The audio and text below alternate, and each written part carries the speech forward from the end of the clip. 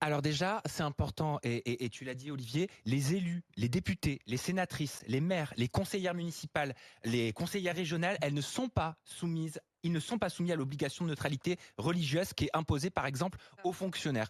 Donc, elle avait le droit de porter son voile et lui, il avait le droit de fermer sa gueule, cet élu du RN. Et s'il voulait faire changer les textes ou faire changer la loi, il fallait C'est ce qu'il voulait l'ouvrir. faire. Eh ben, c'était pas là qu'il fallait le faire. Il fallait pas maltraiter cette femme qui avait le droit de porter son voile. Par contre, lui, avec ce côté très provocateur, de sortir une croix et de faire un je vous salue Marie, moi j'ai une question à vous poser aujourd'hui.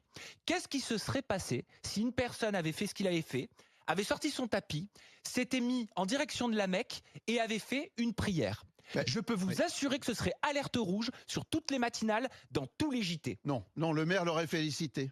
Non, je pense pas. Alors déjà, avant de commencer, un grand bravo à Sam Zira pour ce passage global sur les grandes gueules. Il a vraiment été bon sur tous les sujets. Je trouve qu'il se place toujours du bon côté de la barre avec la bonne moralité, pas comme tous les raslards de ce pays, dont Barbara Lefebvre, qui est encore autorisée à ouvrir sa grande gueule sur RMC. C'est hallucinant. C'est la liberté d'expression dans notre pays. Si quelqu'un avait fait comme Barbara Lefebvre, mais en parlant des Juifs, croyez-moi que c'est même pas viré de la télé qu'il aurait été, mais il serait déjà en prison.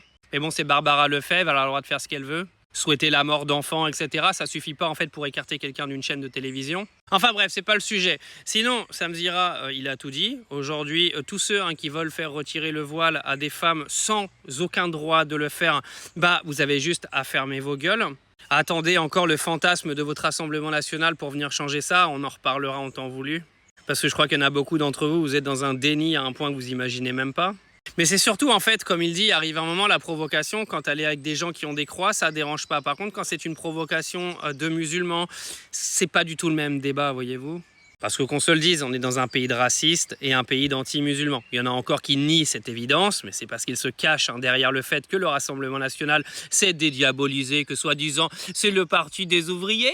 Oh, mais bien sûr. Ok, il y en a certains au Rassemblement national qui votent pour un ras-le-bol général, ils savent plus pour qui voter. Ça, je valide, il n'y a pas de problème.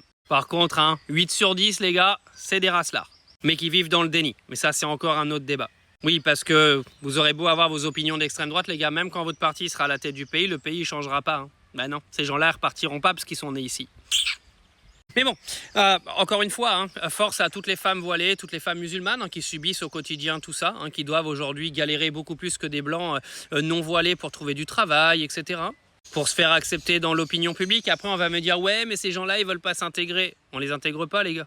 On est en train de les rejeter en permanence, on les critique en permanence, on les juge en permanence. Arrêtez de faire croire que si vous étiez jugé et critiqué en permanence, vous feriez l'effort de vous intégrer. Jamais de la vie. Et en plus, le pire, c'est qu'elles sont nées sur le territoire français, donc elles sont françaises. Même si vous les considérez pas françaises, elles le sont. Autant que toi avec ta carte d'identité, puisqu'elle a la même, connard.